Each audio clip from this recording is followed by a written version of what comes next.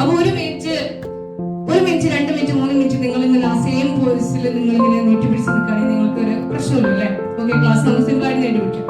എന്നാലേ ഈ ക്ലാസ്സിൽ നമ്മൾ ഒരു 15 മിനിറ്റ് ഒരു അരമണിക്കൂർ നമ്മൾ സെയിം അവസ്ഥയിൽ നീട്ടിപ്പിടിച്ചിരിക്കുകയാണെങ്കിൽ നമ്മുടെ കൈക്ക് ചെറിയ വേദന അനുഭവപ്പെടും ഇല്ലേ?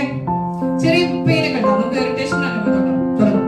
എന്നാൽ നമ്മൾ വീണ്ടും ഇത് സെയിം പൊസിഷനിൽ നമ്മളൊരു 1 ഡേ ഇതിങ്ങനെ പിടിച്ചു നിൽക്കുകയാണെങ്കിൽ വാട്ട് ഹാപ്പൻ? യെസ്, നമ്മളെ കൈക്ക് തളർച്ച ഉണ്ടാവും. നമ്മുടെ കൈ ചിലപ്പോൾ മേ ബി ക്ലാസ് താഴെ വീഴും. യെസ്, നമുക്കൊന്നും ചെയ്യാൻ കഴിയുമ്പോൾ നമ്മളെന്തോ കൈ മരവിച്ചു പോകും അല്ലെ? അപ്പൊ ഈ ഗ്ലാസ്സിലുള്ള വെള്ളത്തിന് ഒരു മാറ്റം സംഭവിച്ചിട്ടില്ലല്ലോ, ഈ ഗ്ലാസ്സിലുള്ള പോർഷന് ഒരു മാറ്റം സംഭവിച്ചിട്ടില്ല. എന്നാൽ സംഭവിച്ചത് എന്താണ്? നമ്മൾ അത് എടുത്ത ഡൊറൂഷനാണ് സംഭവിച്ചത്. അപ്പൊ ഞാൻ ഈ ഗ്ലാസ്സിലെ വെള്ളത്തിനെ ഉപമിക്കുന്നത് നമ്മുടെ ജീവിതത്തിൽ ഉണ്ടാകുന്ന ആശങ്കകളെയും സമ്മർദ്ദത്തെയും.